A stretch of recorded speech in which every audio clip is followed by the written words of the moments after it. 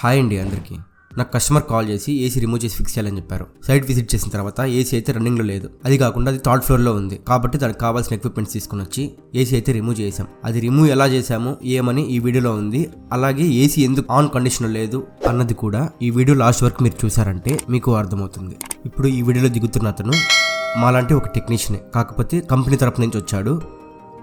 మేము ఎక్కడైతే రిమూవ్ చేస్తున్నామో ఆ ఇంట్లోనే 2 బెడ్రూమ్లు ఉన్నాయి. ఒక బెడ్రూమ్లో ఏసీ అతను ఫిక్స్ చేస్తున్నాడు, ఇంకో బెడ్రూమ్లో ఏసీ మేము రిమూవ్ చేస్తున్నాం.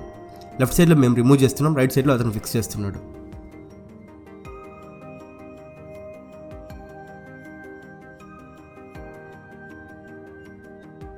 లోపలైతే నేనున్నాను. ఆ కాపర్ పైప్స్ ఒకవేళ అతను దిగేశాడంటే రావడానికి చాలా ఇబ్బంది పడుతుంది, కాబట్టి అక్కడే వెయిట్ చేయమని చెప్పి నేను లోపలైతే ఇండోర్ తీసేసి కాపర్ పైప్స్ లోపలికి లాక్కుంటున్నా.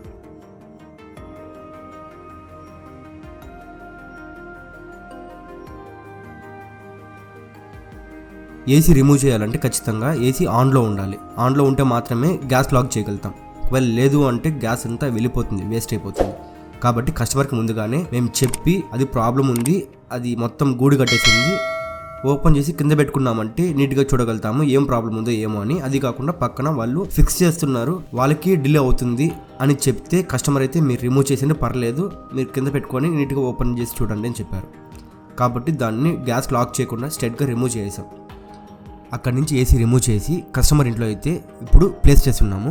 ఇంకా కంప్లైంట్ ఒకటి ఉంది కదా, ఆ కంప్లైంట్ అయితే ఓపెన్ చేసి చూడాలి ఏం ప్రాబ్లం ఉంది ఏమని. కాబట్టి దానికోసం అయితే ఓపెన్ చేస్తున్నాం. మేము అక్కడ రిమూవ్ చేసేటప్పుడే అబ్జర్వ్ చేసింది ఏమంటే ఫ్యాన్ మోటార్ రన్ అవ్వట్లేదు. కాబట్టి ఫ్యాన్ మోటార్ ఖచ్చితంగా ప్రాబ్లం ఉంది. అది కాకుండా ఇంకేమైనా ప్రాబ్లం ఉందో చూడడానికి మేమైతే ఓపెన్ చేస్తున్నాం. మీరు కూడా లాస్ట్ దాకా చూడండి, మీరు కూడా ఖచ్చితంగా షాక్ అవుతారు.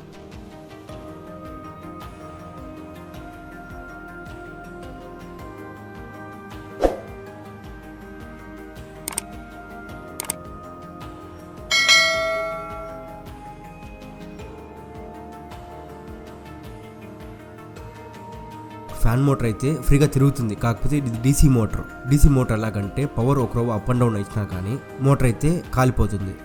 ఇంకా మోటార్ అయితే రిమూవ్ చేస్తున్నాను.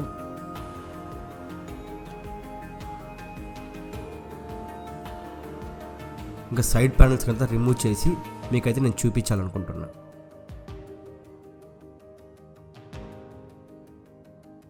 మేము ప్యానల్స్ అన్నీ ఓపెన్ చేసి చూస్తే మేము చాలా షాక్ అయ్యాం.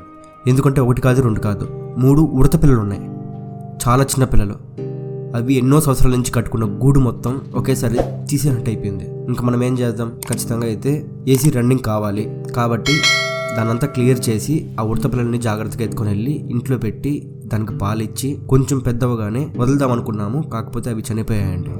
మీకు లాస్ట్లో ఒక ఫోటో కూడా చూపిస్తాను, మీరు చూడండి ఆ ఉడత పిల్లలు ఎలా ఉన్నాయని.